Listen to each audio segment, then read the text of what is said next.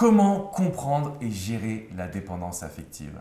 Bonjour à toutes et à tous et bienvenue dans cette minute coaching très spéciale puisque j'ai une experte avec moi, Christina Marquez. Bonjour Christina. Bonjour Alexandre. Alors on va parler de dépendance affective parce que tu es spécialisée sur le sujet, vraiment, tu es une experte. Je pense que tu es même l'experte francophone autour de ce sujet-là, donc je suis très heureux de t'avoir avec moi. Mais concrètement, qu'est-ce que la dépendance affective? Bah écoute, moi je vais te donner ma version à moi, Bien qui sûr. n'engage que moi. Après, chacun en fera ce qu'il voudra. Pour moi, être dépendant affectif, c'est être nécessiteux vis-à-vis d'une personne ou de plusieurs personnes bien définies, qui en fait nous apportent l'illusion qu'elles peuvent combler un vide en nous, qu'elles peuvent nous amener à être bien avec nous-mêmes, qui nous donnent l'illusion que notre vie n'a de sens qu'à travers la relation qu'on vit avec ces personnes-là. Pour moi, le dépendant, il n'est pas dépendant de tout le monde, il est vraiment dépendant de personnes bien définies. Exemple, dans le couple, la relation sentimentale, tu vois, on va être vraiment dépendant du partenaire. Et en fait, on mise tout sur cette personne, on ne vit qu'à travers cette personne, on ne vit que pour la relation. Alors, si je comprends bien, la question qui me vient à l'esprit, c'est dépendance affective, est-ce que c'est que dans la relation? Ou est-ce que ça peut être, par exemple, dépendance affective vis-à-vis de ses parents, vis-à-vis de ses frères et sœurs, vis-à-vis de ses amis également? Comment, toi, tu qualifierais la dépendance affective? Est-ce que ça peut être généralisé ou est-ce que c'est spécifique au couple? Non, ce n'est pas spécifique au couple. D'abord, avant d'être dépendant dans le couple, on a d'abord été dépendant justement dans le contexte familial dans lequel on a grandi. D'accord. La dépendance, elle commence dès le début de notre vie, dès qu'on commence à être autonome, en fait, à normalement devoir être autonome.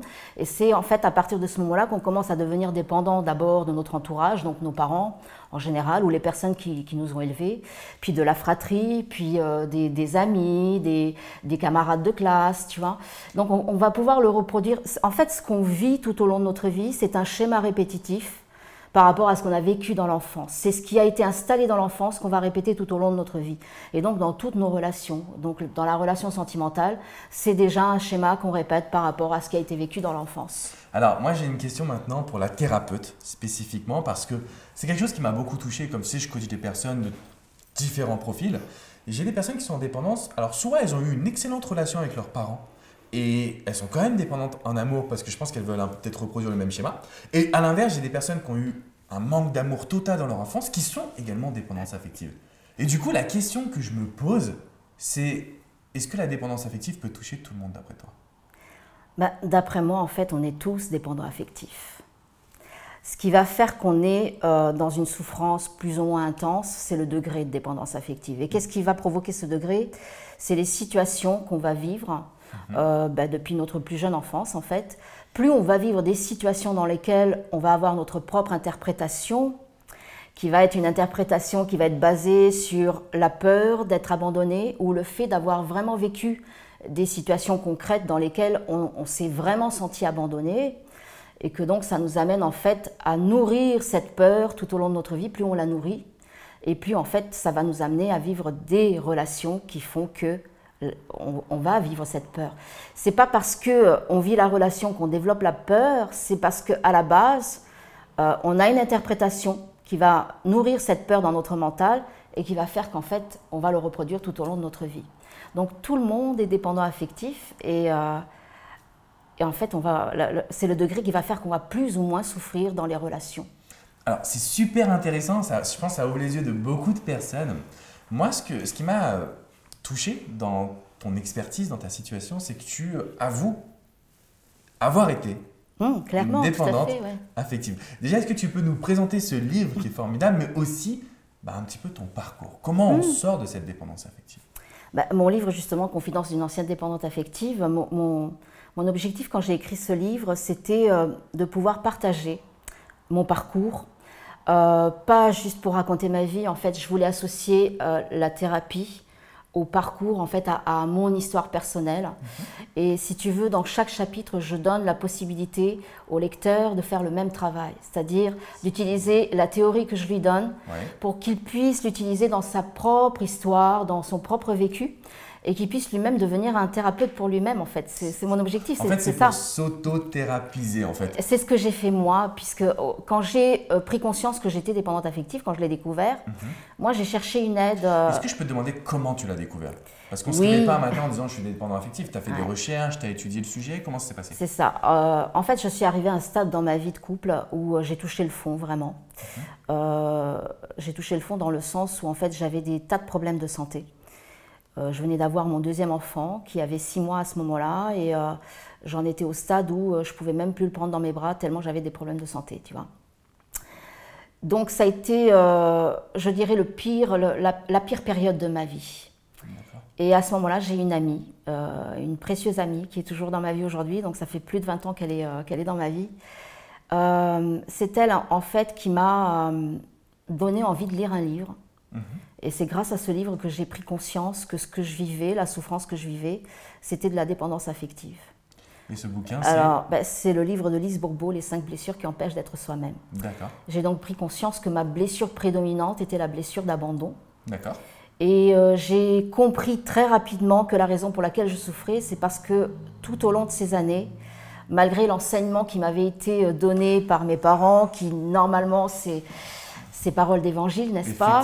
Eh bien, en fait, en essayant de suivre cet enseignement-là, je me suis complètement déconnectée de qui j'étais au plus profond de moi-même. Donc la cause de ma souffrance, en fait, c'était quoi? C'était simplement le fait que je n'étais pas moi-même. Et que je suivais un enseignement qui certes, rentrait dans tout ce qui m'avait été inculqué. Je pensais que j'étais sur le bon chemin, mais ce n'était pas le bon chemin pour moi. Et donc, en fait, je n'étais pas moi-même. Je n'étais pas authentique, ni dans mes relations, ni dans la relation, surtout la relation sentimentale que je vivais à ce moment-là. Et par conséquent, c'était normal. La souffrance que je vivais, c'était naturel, en fait. C'est à ce moment-là que j'ai découvert que j'avais besoin d'apprendre à me connaître. Je ne me connaissais pas. Je pense que c'est un message tellement fabuleux, vraiment, que tu es en train de transmettre, parce que c'est plus que de la dépendance. C'est un travail sur soi, c'est une révélation. Complètement, oui. La dépendance, c'est un terme, je pense qu'on ne parle pas suffisamment. Moi, j'en parle un petit peu et je voulais que tu sois là parce que tu es une experte dans ce domaine-là.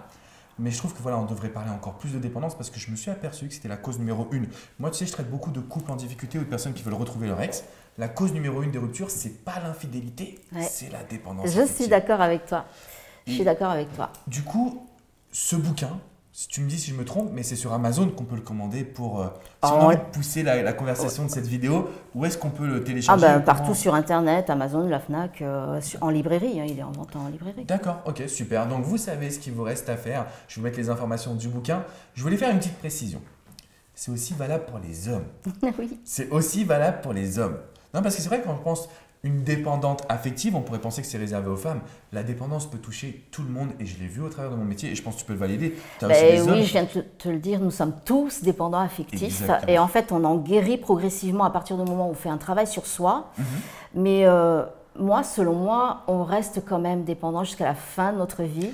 Mais on guérit la blessure progressivement au fur et à mesure qu'on prend conscience de soi, qu'on prend conscience de la manière dont on s'est déconnecté de soi-même, on a perdu notre identité.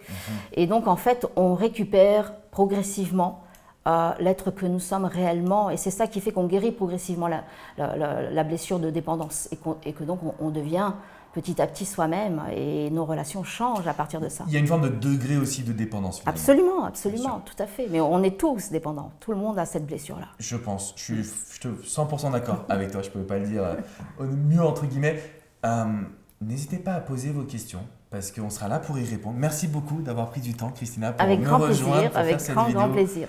Si vous avez des questions, c'est dans les commentaires juste en dessous. Mais surtout, n'hésitez pas à cliquer sur les liens.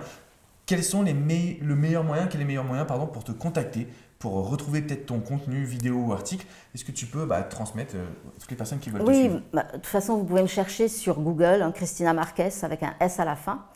Vous tomberez sur mon site, les livres que j'ai écrits. J'ai créé un programme en ligne qui est vraiment complet sur 6 mois, où je traite la dépendance dès l'origine jusqu'à la guérison. Pour moi, ce programme, il est vraiment fait dans le but d'aider la personne à comprendre comment elle en est arrivée là, parce qu'il y a vraiment des étapes qui ont fait qu'on en est arrivé à se déconnecter de soi. Et tant qu'on n'a pas cette compréhension, en fait, on ne peut pas récupérer notre identité. Donc ce programme, il est vraiment très important pour moi et aujourd'hui, c'est mon meilleur succès dans le sens où les gens arrivent vraiment à faire un beau travail sur elles, les personnes qui le font. Et après, si elles veulent compléter avec des séances de thérapie avec moi, elles peuvent le faire. Mais en général, quand tu suis ce programme, elles n'ont même plus besoin elles n'ont pas besoin. Ouais, c'est effectivement ce que je me suis aperçu, c'est qu'aujourd'hui, vous pouvez même alors avec moi, auto-coacher, auto-thérapiser, si tu me permets ce terme, Christina. Oui, c'est ça, oui. Vous avez les ressources en vous. C'est un peu un message finalement de l'être, de soi, vous avez les ressources en vous. Merci beaucoup, Christina. Avec plaisir, Alexandre. Merci à toi de m'avoir invité. Mais par contre, je ne te lâche pas. On va parler maintenant de la peur de la solitude. Ça m'a donné envie d'en parler. Voilà, n'oubliez pas de vous abonner sur la chaîne quand même. Et puis après, direction chez Christina. Je vous dis à bientôt, les amis. Merci, Christina.